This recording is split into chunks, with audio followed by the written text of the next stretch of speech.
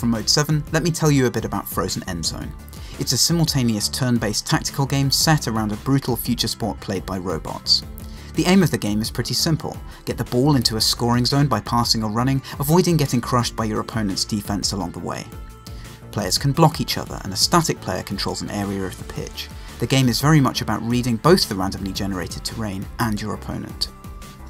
We've just entered the second phase of beta, and we're proud to bring the game to Steam Early Access. There's a huge amount in there already, but let me take you through some of our future plans. We have a lot of customization options in the works, from special armour to team colour configurations and animations. We're also planning a huge single player season mode where you can immerse yourself in league intrigues, build up your team and take part in a richly simulated world. Let's talk about some of the latest additions to the game that you can try right now. You can control how fast your players are, the areas in which they're able to intercept and block, their strength and resilience, and then you can play an entire game mode crafted around this system. We've got an easy to use pitch editor so you can make your own scenarios, and a powerful custom game editor so you can shape absolutely everything to your own desires. We have two very different multiplayer modes and a bunch of variations, online rankings and fast matchmaking, a completely revamped AI with some fun single player skirmishes, exciting in-game sound and music from Nervous Test Pilot, that's me, and even a commentary system that can analyse your play. As I've mentioned, we have huge plans for this game and we would really value your support in early access. We think this version is extremely strong, and buying the game now will allow us to work towards making it a truly great strategy title. Thanks for watching. If you want to see an entire casted game of Frozen Endzone, then stay right there.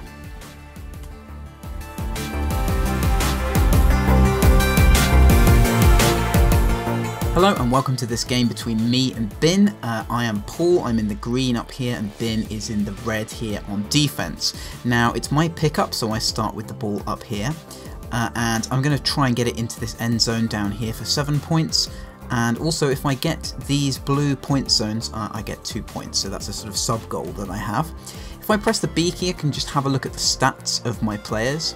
So I've got a team with one guy who's extremely fast and then weak in all these other categories. He's bad at getting away from tackles, he's pretty weak when he does tackle. If he gets tackled, he'll be stunned for a long time, and so on. Also, I've got this guy over here, Binfield, who's kind of a defensive player, big block radius, big intercept radius, and if he manages to hit you, you will be stunned for quite a long time. Now Bin's team down here, he's got quite a balanced team.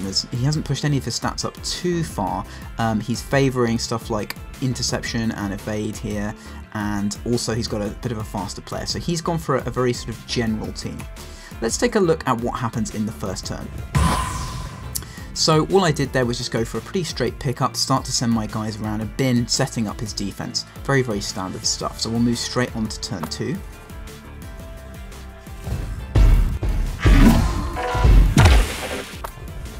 Here what I've done is just slip that pass out to the side. Bin is mostly concentrated in the middle here. He does have this guy on the side there. We just take a look at him. Again, a pretty standard player, so the stats aren't going to come into it too much here. I don't really have that many options at this point, so you can see what I decide to do.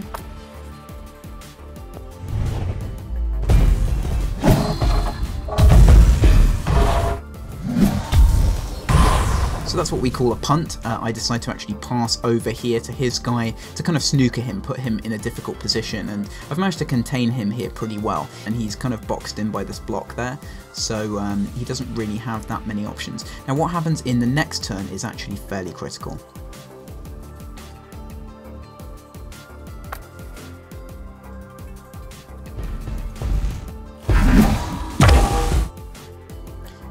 Just taking a look at that again, you can see that I moved my player from here to here. I think he was expecting me to keep him there, so he wanted to do the long punt out here.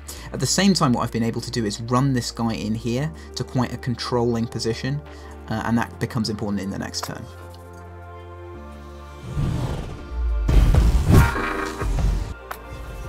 So there I'm just kind of threading the needle down there, this very fine angle with the pass. I think I did pick up a 2-point score right up there, but I've got a pretty clear route to the end zone all the way from here, just simply by making that move and catching him out on that punt.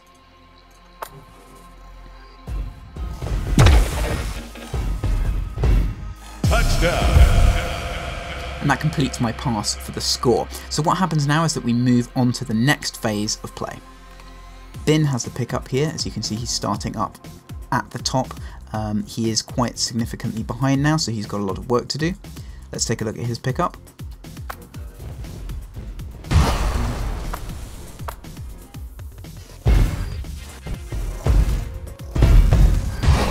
So he actually used quite a cunning tactic here, which is to move this guy down here, wait a little bit, and then send this unit up here to pick it up. Let's check the stats again. This guy actually gets a bit of a benefit when he picks up the ball. He's actually kind of setting himself up here for quite a good little position in order to try and push me back quite a lot. So let's take a look at the next turn. He actually decides to throw that ball right out to the side. Again, this side of the pitch kind of coming into play quite a lot during this match.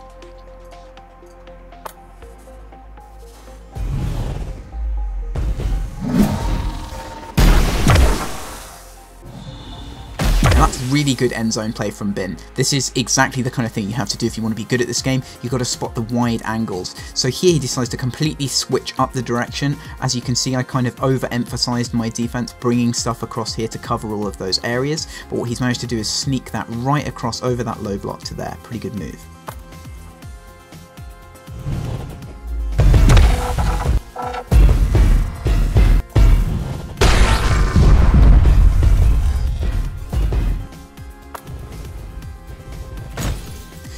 So he does actually manage to get quite a long way with this, and I do get the tackle in there, but that's not a great position for me. As you can see, I don't really have many options in terms of passing or running, so I pretty much have to punt from there.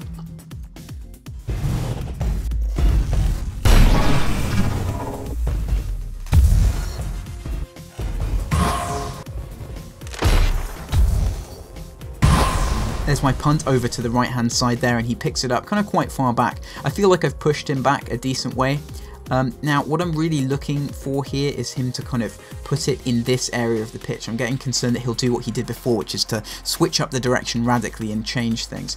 So I'm going to kind of start bringing players across here in order to deal with that.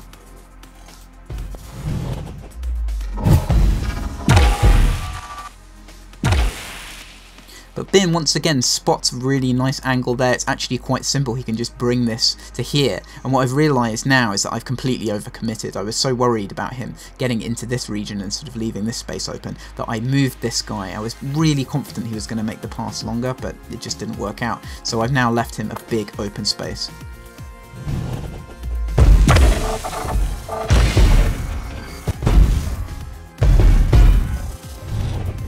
Touchdown!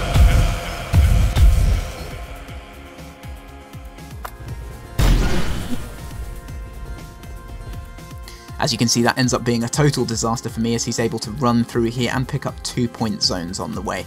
That basically ended the game for us. I wasn't able to come back in the final turn, and you don't need to see my painful flailing around.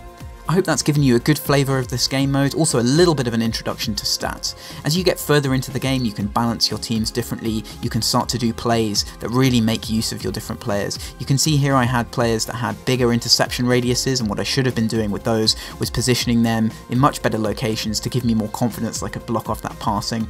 It would have been good also if I'd had a player with a better block radius. I don't really have anyone on my team who has that good blocking. Binfield has quite good blocking, but he was in the wrong place at the wrong time there. So again, it's really about sort of setting up your team, thinking about balance, and then using the positions of your players as best you can to your advantage.